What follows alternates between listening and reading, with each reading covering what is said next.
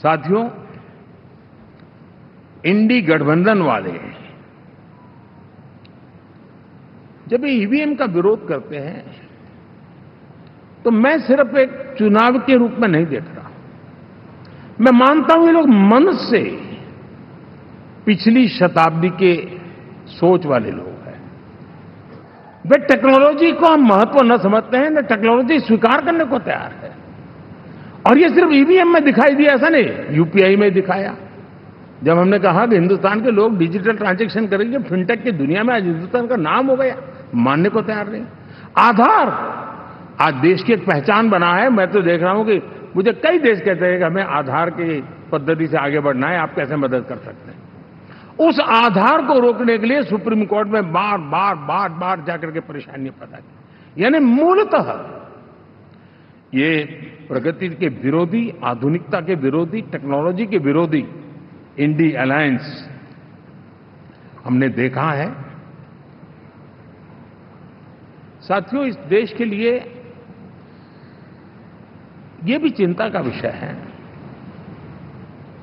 कि विश्व में भारत के लोकतंत्र की ताकत को कम आंकने का प्रयास, और कितना एक्सट्रीम है।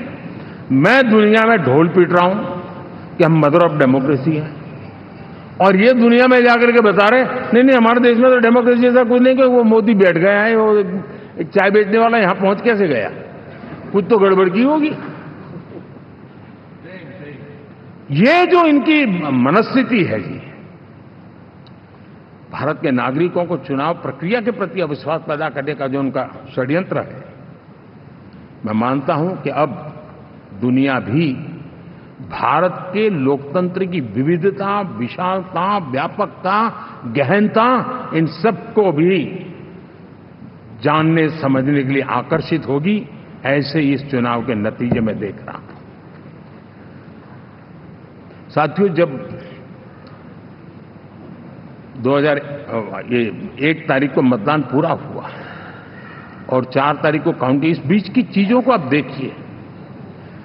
योजनाबद्ध तरीके से देश को हिंसा की आग में झोंकने का बयान दिए जाते थे। यहां इकट्ठे होना, यहां पहुंचना, यहां करना।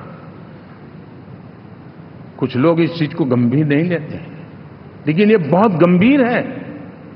आप भारत के लोकतंत्र को, पहले उसकी व्यवस्था को अनादर करते हो, अब परिणाम आने से पहले एक ऐसा माहौल बना दो कि बस आग लगा देंगे।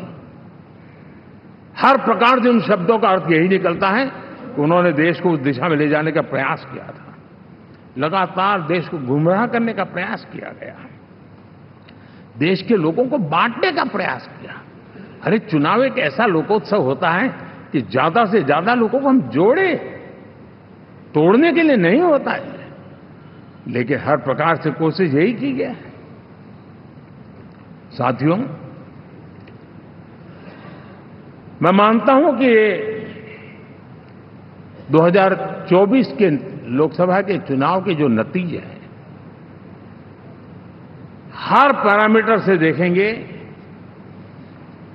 दुनिया ये मानती है और मानेगी कि ये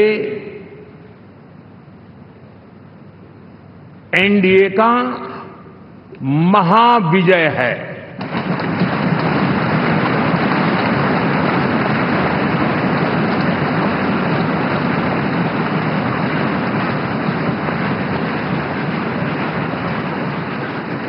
और आपने देखा 2 दिन कैसा चला, जैसे हम तो हार चुके हैं, गए। सब चारों तरफ यही दिखता था, क्योंकि उनको अपने कार्यकर्ताओं का मोरल हाई करने के लिए ऐसे काल्पनिक परेड ये करने पड़ रहे हैं। और साथियों, गठबंधन के इतिहास में अगर आंकड़ों के हिसाब से देखें तो ये सबसे मजबूत गठबंधन की सरकार है।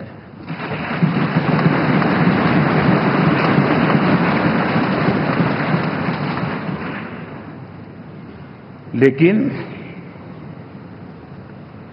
कोशिश ये की गई कि इस विजय को स्वीकार न करना, उसको पराजय के छाया में डुबो के रखना, लेकिन उसकी ऐसी चीजों की बाल मृत्यु हो जाती है और हो भी गई। लेकिन देशवासी जानते हैं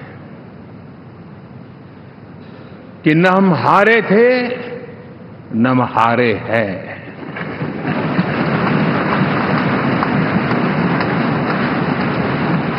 लेकिन 4 तारीख के बाद हमारा जो व्यवहार रहा है वो हमारी वो पहचान बताता है कि हम विजय को पचाना जानते हैं।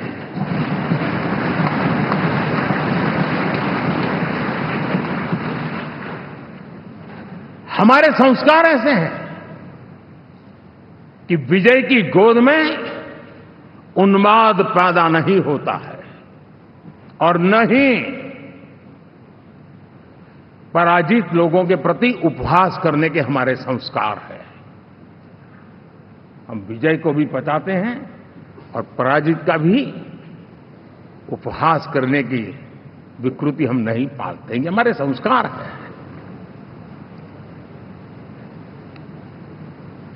अब किसी भी बालक को पूछो कि भाई लोकसभा के चुनाव के पहले सरकार किसकी थी, तो कहेगा एनडीए। 24 के नतीजों के बाद सरकार किसकी बनी, एनडीए। फिर हारे कहां से भाई? पहले भी एनडीए थी, आज भी एनडीए और कल भी एनडीए है।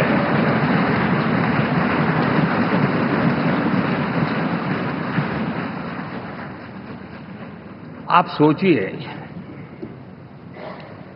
10 साल बाद भी कांग्रेस 100 के आंकड़े को नहीं छू पाई।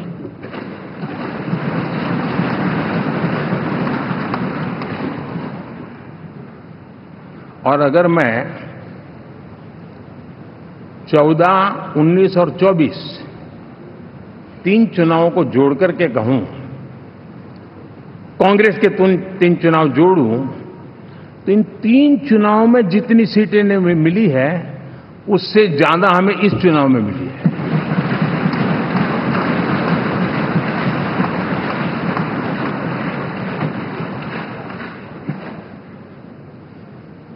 और मैं साफ देख रहा हूं साथियों, एनडीए वालों को अंदाज नहीं है।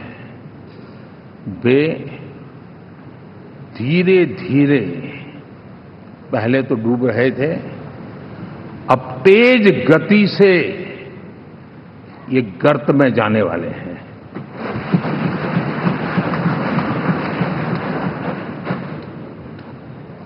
जैसे ही घड़ी का काटा दोपहर 2:30 पे आए, बबीता जी का दिल सास बहू साजिश के लिए मचल जाए। और ये है इनकी बहू, पूरे दिन ऑफिस की टेंशन हो जाए गॉन जब ये करें अपना फेवरेट शो फ्री टाइम पे ऑन। इनकी तरह आप भी देखिए अपना फेवरेट शो अपने टाइम पर और डाउनलोड कीजिए एबीपी लाइव ऐप अपने स्मार्ट टीवी पर।